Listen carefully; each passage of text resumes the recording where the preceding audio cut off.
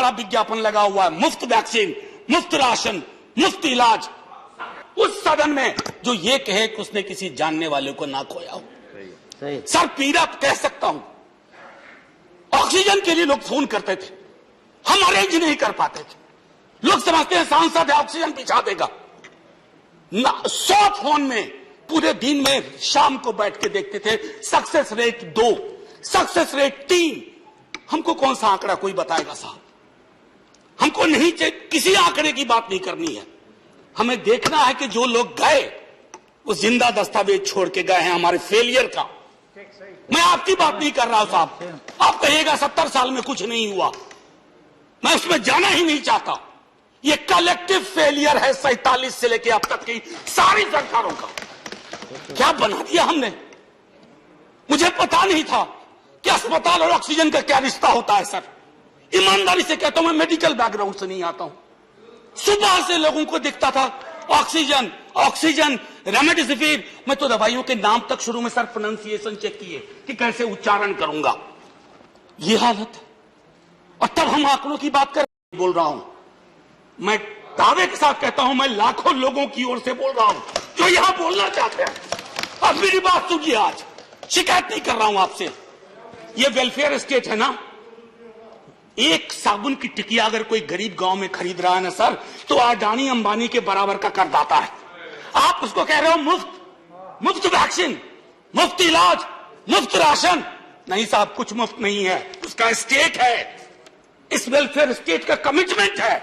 उसको आप डिनाइग्रेट मत करिए, डेमोनाइज मत करिए, उसे बौना मत बनाइए। ये आग्रह है मेरा। सर मैं इससे पहले की कुछ और बातें कहूं, मेरे पास अभी वक्त है। सर इस कोरोना को मैं भी मानता हूं, मेरे पूर्व के वक्ता कुछ कह रहे थे, ये चैलेंज है हमारे लिए। सर बहुत बड़ी बड़ी बातें नए नए कानून की हो रही है। राइट टू हेल्थ की बात क्यों नहीं करते हम लोग? राइट टू हेल्थ, स्वास्थ्य का अधिकार, उसमें कोई किंतु परंतु लेकिन परंच नहीं। सीधे तौर पे स्वास्थ्य का अधिकार constitutionally guaranteed. Right to life के साथ लिंक करिए। किसी अस्पताल की मजाल नहीं होगी कि वो उस खिलवाड़ कर पाए उस राइट टू लाइफ का। करना नहीं चाहते। राइट टू वर्क, उस पर काम करिए। पॉपुलेशन को लेकर के बहुत बातें हो रही हैं साहब। डेमोग्राफी को डेमोग्राफर्स को छोड़ दीजिए, बड़ा संश्लिष्ट विज्ञान है, लेकिन ये हम कर सकते हैं इस सदन और उस सदन में। Right to life, right to work पर लेजिस्लेशन लाइए ताकि कोई आपदा आए। अभी तो हमारे लीडर ऑफ हाउस नहीं है, नए नए बने हैं।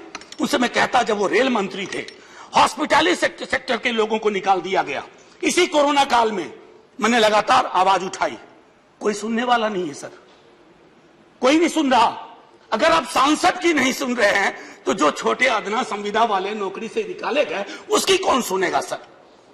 एक और अद्भुत चीज हुई इसी कोरोना के दौरान, माननीय उपसभापति महोदय, जब हाहाकार मचा हुआ था हॉस्पिटल के लिए, आईसीयू बेड्स के लिए,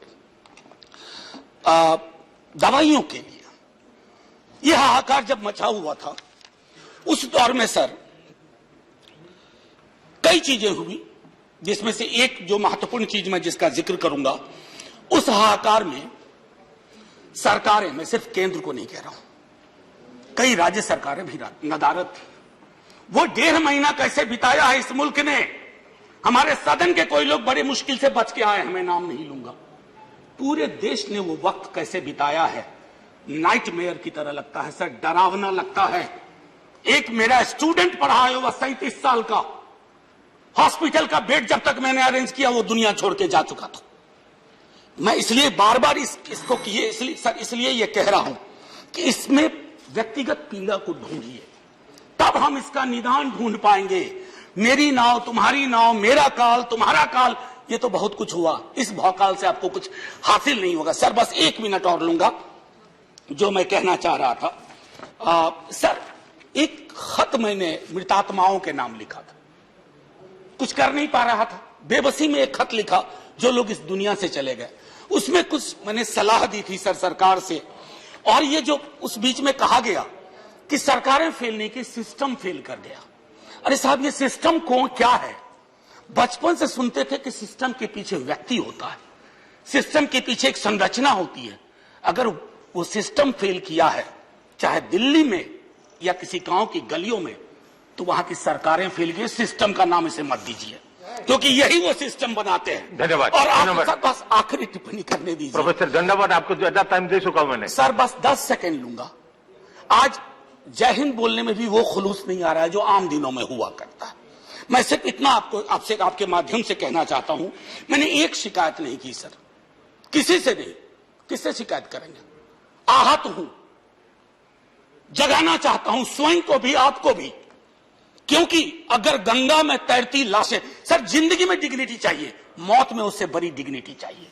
हमने अनडिग्निफाइड डेथ को विटनेस किया है, और अगर हमने इसको दुरुस्त नहीं किया सर, आने वाली सदियां माफ नहीं करेगी। आप बड़े बड़े इश्तेहार छपवाओ, अखबारों के 4 पन्ने रंग दो, फलाना थैंक यू सर, इतिहास को थैंक यू कहने का मौका मिलना चाहिए। धन्यवाद। जय हिंद सर। अगर मेरी बात से फिर भी किसी को कष्ट पहुंचाओ, मैं उन्हीं लाखों लोगों की धन्यवाद डेड बॉडी के बिहाफ पे आपसे माफी मांगता हूं। जय हिंद।